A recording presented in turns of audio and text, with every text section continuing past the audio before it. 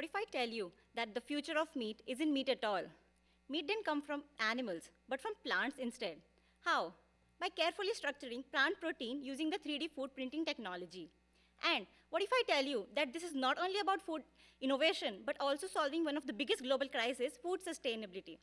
Today, the world consumes over 350 million metric tons of meat annually, which is expected to double by 2050.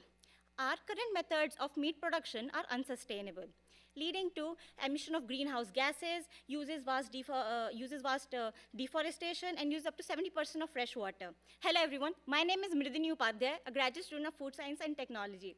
Did you know that plant-based meat make up only 1.4% of the total meat market?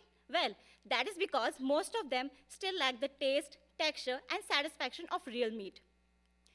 While meat alternatives do already exist in the market, the real challenge is enhancing the eating experience while making sure plant-based options are just as satisfying as the original meat. My research bridges the gap, making them more cost-efficient, improving their taste and texture by optimizing frying conditions and flavor profiles of vegan meat plant burger patties. I formulated the patty with soy, pea, agar-agar, xanthan gum for the structural integrity and added beetroot extract for the visual appeal.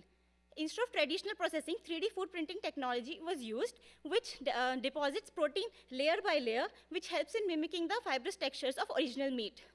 But is texture the only part of the challenge? No. To further improve the consumer acceptance, I optimized the frying conditions, where I adjusted the frying time and frying temperature, making sure my patties were crispier from the outside while being juiciness from inside, something that many plant-based burgers struggle with.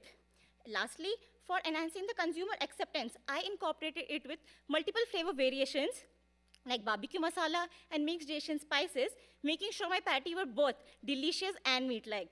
This research resulted in a healthier, low-fat, high-fiber, protein-rich vegan burger patty with superior taste, texture, and sustainability, all while being cost-efficient. As the plant-based meat industry is expected to grow beyond 30 billion in the coming years, hence innovation in food technology is essential. By combining food science, technology, and advanced processing technologies and sustainability, my work helps make plant-based meat not an option, but the future of food. Thank you.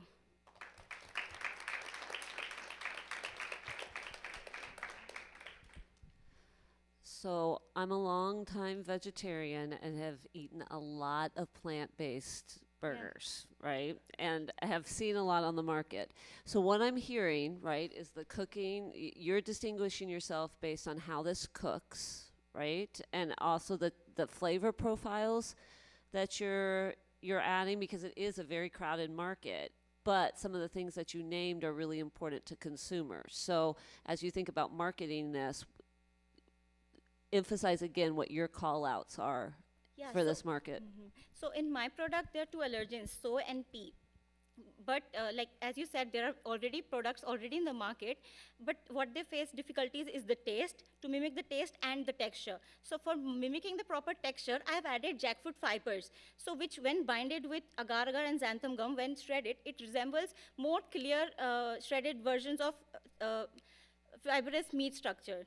So and enhanced it with multiple taste variations as well, because how much ever the food is healthier or sustainable, it won't not succeed in the market if it does not taste good.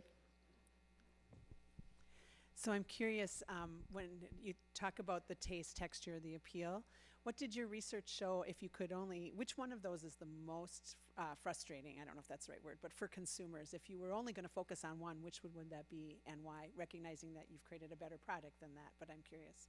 Yeah, so I had three variations. One was the control without any flavors, and one was the barbecue spices, and one with mixed Asian spices. So I did a sensory analysis where 87 panelists had come to taste my product, and according to the sensory analysis, we saw that mixed Asian spices was highly accepted in overall taste. Yeah. Did you focus just on beef, or have you looked at chicken or pork options as well? Yeah, it was just on beef. Yeah, plant-based beef.